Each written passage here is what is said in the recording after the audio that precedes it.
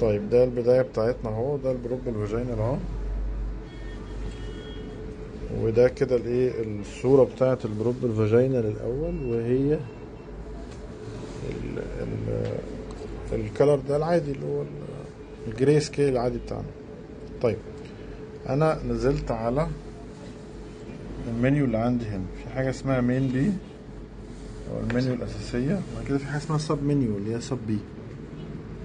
خلاص هدوس على سب بي، دوست على سب بي، ظهر عندي هنا الايه التنت ماب بتاعتنا.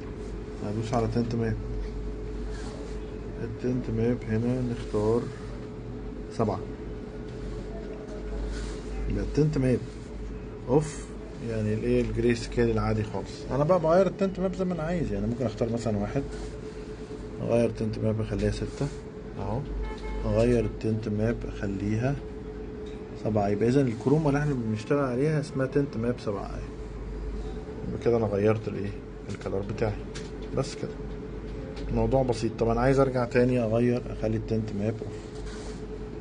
يبقى اذا التنت ماب هنا هي الايه الموجوده هنا، منيو سب بي تنت ماب، ادوس عليها كده، يظهر عندي الارقام، اختار 7، اغير للكلر.